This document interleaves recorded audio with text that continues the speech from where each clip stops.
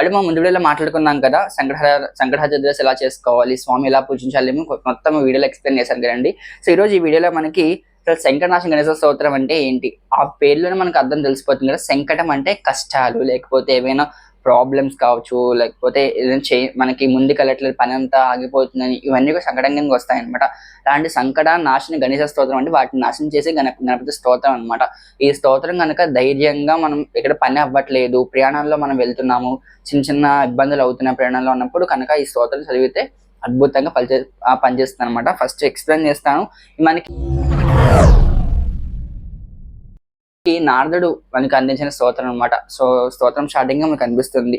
నారదు వాచాన్ ప్రణమ్య శిరసా దేవం గౌరీ పుత్రం వినాయకం భక్తావాసం స్మరే నిత్యం ఆయుర్కామార్థ సిద్ధయే ప్రథమం వక్రతుండం చ ఏకదంతం ద్వితీయకం తృతీయం కృష్ణపింగాక్షం గజభక్తం చతుర్దకం లంబోదరం పంచమం చ షష్టం వికటమేవ చ సప్తమం విఘ్నరాజం చ ధూమ్రవర్ణం తథాష్టమం నవం బాలచంద్రం చ దశవంతు వినాయకం ఏకాదశం గణపతిం ద్వాదశంతు గజాననం ద్వాదశైతా నామానిం తిథంతం యః పఠేన్నరః నచ విఘ్నభయంతస్య సర్వసిద్ధికరం పరం విద్యార్థి విద్యాం ధనార్థి లభతే ధనం పుత్రార్థి లభతే పుత్రాన్ మోక్షాద్ లభతే గతిం జపేత్ గణపతి స్తోత్రం షడ్గిర్మాసే ఫలం లభేత్ సంవత్సరే సిద్ధించ లభతే నాత్ర సంశయం అష్టమో బ్రాహ్మణేభ్యశ్చ లిఖిత్వాయ సమర్పయేత్ తస్య విద్యాభయేన్ సర్వ గణేశ ప్రసాదితః.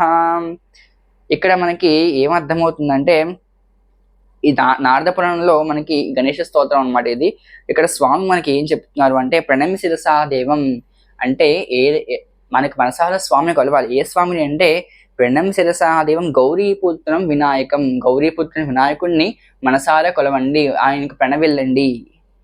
భక్తావాసం స్మరే నిత్యం ఆయుర్కామ సిద్ధయే. ఏదైతే స్వామి మనం అలా కొలుచుకుంటూ ఉంటామో మనకి ఆయురారోగ్యాలతో పాటు సిద్ధి కూడా పొందుతూ ఉంటాము. ప్రథమం వక్రతుండం చ, ఆయన ఎవరు అంటే ఇక్కడ స్వామిని మనం ఒక్కొక్క ఫామ్ ఎక్స్ప్లెయిన్ చేసుకుంటాం అన్నమాట. ఆయన ఎవరు, ఆయన పేర్లు ఏంటి అని కూడా మీకు ఎక్స్ప్లెయిన్ చేస్తాను. ఫస్ట్ నారదులు మనకి చాలా డీటెయిల్ గా ఎక్స్ప్లెయిన్ చేశారు అనమాట అండి. ప్రథమం వక్రతుండం చ, ఆయన పేరు ఫస్ట్ వక్రతుండ అంట. ద్వితీయం ఏకదంతం చ వక్రతుండం చ ఏకదంతం ద్వితీయకం అంటే రెండో పేరు మనకి ఏకదంతుడు. ఏకదంతం తెలుసు కదా, ఒక దంతం కలిగిన వాడు. నెక్స్ట్ తృతీయం కృష్ణపింగాక్షం. కృష్ణపింగాక్షం అంటే మంచి కృష్ణ నేత్రాలు కలిగిన వాడు అనమాట. అలాగే గజభక్తం చతుర్దకం, ఆయన పేర్లు ఇవన్నీ వినాయకుడి పేర్లు అనమాట అండి. లంబోదరం పంచమం, పెద్ద బొజ్జ కలిగిన వాడు లంబోదరుడు. షష్టం వికటమేవచ. సప్తమం విఘ్నరాజంచ, విఘ్నాలన్నిటికీ రాజు అంటే విఘ్నాలు తొలగించే రాజు వినాయకుడు. ధూమ్రవర్ణం తథాష్టమం, ఈయన ఎలా ఉన్నాడు, ధూమ్రవర్ణంలో కనిపిస్తున్నాడు అనమాట అండి. నవమం బాలచంద్ర అంటే బాలచంద్రుని శిరస్సు ధరించిన వాడు. దశమంచు వినాయకం, ఇలా స్వరూపాలన్నీ కూడా మనకి వినాయక స్వరూపాలు. ఏకాదశం గణపతి ద్వాదశంతు గజాననం అంటే గజానముఖం కలిగిన వాడు అనమాట అండి. ఇది ఏనుగు ముఖం కలిగిన వాడు, పెద్ద బొజ్జ కలిగిన వాడు, బాలచంద్రుని తన ఒక శిరస్సు ధరించిన వాడు. అలాగే విఘ్నాలు తొలగించేవాడు, వక్రతుండు, ఒక ఇలా స్వామి గౌరీపుత్రుల స్వామి పేర్లన్నీ ఉన్నాయి కదా. సో ఈ పేర్లన్నీ కూడా మనం చదువుతున్న అలాంటి గొప్ప స్వరూపాన్ని వినాయకుడు అని చెప్పేసి నారదులు చెప్తున్నారు అనమాట. ద్వాదశేత నామ నిసందం చెప్పాలి. ఇక్కడ మనకి మనకి ఫలశ్రుతి అనమాట. ఈ చదవడం వల్ల కలిగే ప్రయోజనం ఏంటి, ఈ 12 నామాలు చదవడం వల్ల కలిగే ప్రయోజనం ఏమిటి అంటే, నచ విఘ్న భయం తస్య అంటే ఎలాంటి విఘ్నాలైనా కూడా ఆ ఒక ఈ నామాలతో పటామనుషులు అయిపోతాయి అనమాట. సర్వసిద్ధి కరంపరం, ఈ చదివితే మనకి అన్ని భయాలు తొలగిపోతాయి, సర్వసిద్ధులు లభిస్తాయి అనమాట. ఆ తర్వాత ఏం చెప్తాను, విద్య లబ్ధి విద్య. మాకు విద్య కోసం ఈ శ్లోకం చదివితే మనకి విద్య వస్తుంది. పిల్లలు ఖచ్చితంగా చదివారనుకోండి ఈ శ్లోకాన్ని, వాళ్ళకి విద్య లభిస్తుంది అనమాట. ధనాలు లభితే మనకు డబ్బు కావాలి, మాకు మనీ ప్రాబ్లమ్స్ ఉన్నాయి, ఫైనాన్షియల్ ఇష్యూస్ ఉన్నాయని వాళ్ళు కూడా ఈ స్తోత్రం చేయొచ్చు. అండ్ పుత్రులు లేకపోతే పిల్లలు కావాలి మాకు, నెక్స్ట్ మా ఒక వంశం వృద్ధి చెందాలి, ఇవన్నీ కూడా మనకి ధర్మార్థక మోక్షాలు ఏవైతే ఉన్నాయో ఇవన్నీ కూడా, ధర్మం అంటే మనం చేసే పనిలో కరెక్ట్గా ఉండాలి, అర్థం అంటే సంపాదన, కామం, అన్ని పనులు మనకి ఈ యొక్క స్తోత్రం వల్ల కంప్లీట్ అవుతాయి అనమాట. లైక్ మన లైఫ్ లో ఏవైనా అబ్స్టాకిల్స్ ఉన్నా కూడా ఈ స్తోత్రం వల్ల అన్ని కూడా క్లియర్ అయిపోతాయి. పుత్రులు లభతే పుత్రులు మోక్షాలు లభతే గతిం అంటే ఇవన్నీ కూడా మనకి ధర్మ అర్థ కామ మోక్షాలు నాలుగు పురుషార్థాలు కాబట్టి ఈ 4 పురుషార్థాలు కూడా ఈ యొక్క స్తోత్రం వల్ల సిద్ధిస్తాయి. ఆ తర్వాత జపేత్ గణపతి స్తోత్రం షడ్జిర్మాసే ఫలం లభేత్. అంటే ఈ గణపతి స్తోత్రం కనుక మనం ఒక 12 నెలలు కనుక ఖచ్చితంగా ఒక సంవత్సరం పాటు మనకి చేస్తే ఒక అద్భుతమైన ఫలితాలు కలుగుతాయి. షడ్గిర్మాస ఫలం లభేత్ సంవత్సర సిద్ధిని లభతే నాథ సంశయ. అంటే 12 నెలలు కనుక వినాయకుడు అంటే ప్రతి నెల వచ్చి సంకటహర చతుర్థి రోజు కనుక ఈ స్తోత్రం చదివితే అలా 12 నెలలు అంటే 12 నెలలు చేస్తే ఒక సంవత్సరం కంప్లీట్ అవుతుంది కదా. సంవత్సరంలో ఒక అద్భుతమైన ఫలితం మనం పొందుతామంట. సంవత్సరం సిద్ధించ లభతే నాథ సంశయ. అది ఖచ్చితంగా జరుగు తీరుతుంది, దాంట్లో సంశయం లేదు. లభతే నాథ సంశయం అంటే అది ఖచ్చితంగా జరుగుతుంది, దానివల్ల జరగదు అనే ఒక డౌట్ లేదనమాట. 100% జరుగుతుంది అనమాట అండి. సో ఖచ్చితంగా మనస్ఫూర్తిగా చేసి దీంతో పాటు మనం కూడా మన తోడ్పాటు ఖచ్చితంగా ఉండాలన్నమాట. ఇలా ఒక స్వామి పూజ చేసాము, స్వామికి సమర్పించేసాము జరిగిపోతుందంటే కుదరదు. ఇది చదువుతూ ఇది చేసుకుంటూ దీంతో పాటు కనుక మన ఒక విల్లింగ్ కూడా ఉండాలన్నమాట. రెండు కనుక ఒక్కసారి మ్యాచ్ అయితేనే మన విజయం పొందుతాం అనమాట అండి.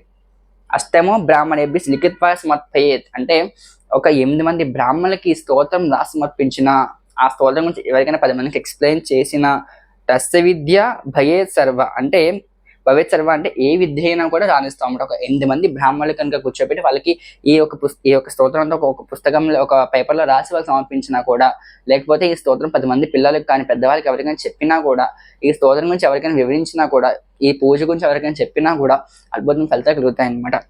ఇది మనకి నారదుడు చెప్పిన అద్భుతమైన వినాయకుడి స్తోత్రం. చాలా చిన్న స్తోత్రం అండి, 8 లైన్లు కూడా ఉండదు అనమాట. 8 స్టాండర్స్ లో కలిగిన అద్భుతమైన స్తోత్రం. చిన్న పదాలు, ఏకదంత అవకదంత గౌరీపుత్రి ఇవన్నీ పాటలు ఉంటాయి కదా మనకి. ఆ పాటలు ఎలా ఆ పదాలన్నీ కూడా ఇక్కడ మనకి అమర్చారనమాట. సో ఇలా స్వామివారి చిన్న శ్లోకాలతో ఎన్నో మిరాకిల్స్ పొందొచ్చు అనమాట అండి. ఇలా పెద్ద మనకి ఎన్నో పెద్ద కష్టాలుంటే హోమం చేసుకోండి, యజ్ఞాలు చేయండి చెప్తూ ఉంటారు. అవన్నీ కూడా చేసుకోలేని వాళ్ళు కనీసం మన లైఫ్ లో చిన్న శ్లోకాలు చదువుకున్నా కూడా అద్భుతం ఫలితాలు కలుగుతాయి అనమాట అండి. లైక్ ఇలాంటి శ్లోకాలు ఎన్నో ఉన్నాయి. దీని తర్వాత రుణ విమోచక గణపతి స్తోత్రం అని చెప్పేసి, అప్పుల బాధలు రుణాల బాధలు ఎక్కువైపోయినా కూడా రుణ విమోచక గణపతి స్తోత్రం అని చెప్పేసి, గణపతి ఉపనిషత్తు అని చెప్పేసి, ఇలా వినాయకుడి స్తోత్రాలు మనకి ఎన్నో ఉన్నాయి. గణేష పంచరత్నం అని, ఇలా స్వామివారి వినాయకుడి శ్లోకాలు ఎన్నో ఉన్నాయన్నమాట అండి. సో ఒక్కొక్కరు కూడా మీకు వీడియోలో ఎక్స్ప్లెయిన్ చేస్తాను. సో ఈ రోజు అయితే ఈ వీడియోలో మీకు ఈ శ్లోకం ఎక్స్ప్లెయిన్ చేస్తాను. ఈ శ్లోకం మీకు ఎలా అనిపించింది, దీన్ని బట్టి మీకు ఏం అర్థమైంది, ఈ శ్లోకంలో మీరు ఏం నేర్చుకున్నారు, మీ ఈ శ్లోకం వల్ల చేయగలిగిన ప్రయోజనాలు ఏమిటి, ఆల్రెడీ ఎవరైనా మీరు చేసి ఉన్నారా, లైక్ చేయకపోతే ఇప్పుడు స్టార్ట్ చేయండి. సో మంచి ఫలితాలు పొందాలంటే ఈ చిన్న శ్లోకాల ద్వారా మనం ఫలితం పొందొచ్చు అనమాట. సో నచ్చింది అనుకుంటున్నా, లైక్ చేయండి, షేర్ చేయండి, సబ్స్క్రైబ్ చేయడం మాత్రం మర్చిపోకుండా ఛానల్ని. నేను మీ కార్తిక్, వెల్కమ్, సైనింగ్ ఆఫ్. నేను మీ కార్తిక్. సో మళ్ళీ చూడడం మళ్ళీ కలుసుకుంటాను. జై శ్రీరామ్.